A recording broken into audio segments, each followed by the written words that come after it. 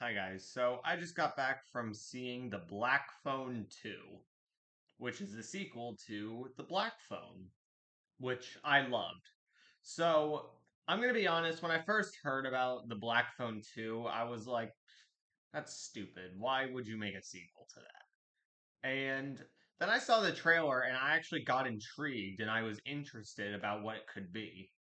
So, I actually started to get kind of excited for it, and I went and saw it tonight, and I'm gonna be honest, I actually kind of loved it. I thought it was really good, and really, really interesting. Um, so it's it is a bit different from the first one in some ways. Like, it is a bit of a darker movie than the first one, I would say. And it is definitely a little more gory. It's not a whole lot of gore, but there is definitely a little more shocking imagery. But the acting was fantastic from everybody, as you would expect. The movie had a lot of really cool stylistic visuals.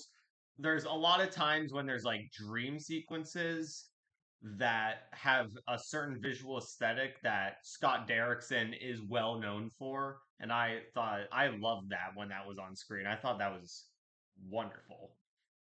The Grabber is a great antagonist as always, so he's great in here, and um, they also do dive deeper into the supernatural element with this one, which I did really enjoy because, as someone who loves supernatural horror, of course, I'm always going to be interested in that.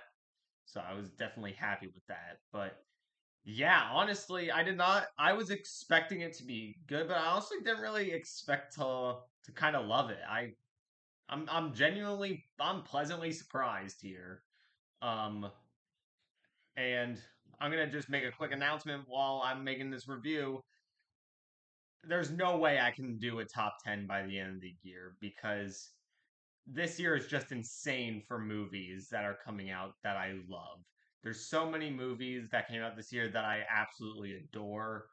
And while I mean, if I were to make a top by the end of the year, because I might have an idea of what I would put in like maybe a top five, but I can guarantee you Shelby Oaks and Keeper will probably make its way into. Actually, no, they will make their way into my favorites, and I will most probably absolutely love them based on everything I'm hearing. But yeah, I mean, I could probably condense like a certain amount of movies into like what my favorites of the year are, but instead of doing a top 10 because I want to pay respects to all these movies that I just really love, um I'm just gonna do a tier list by the end of the year, probably.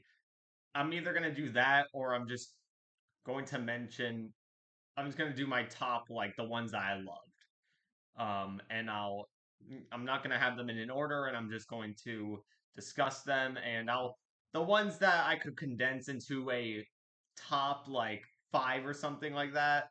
I might give more like talking span to, but I just want to give all of them attention. But I thought I'd get that out of the way, but that's my review on the Black Phone 2.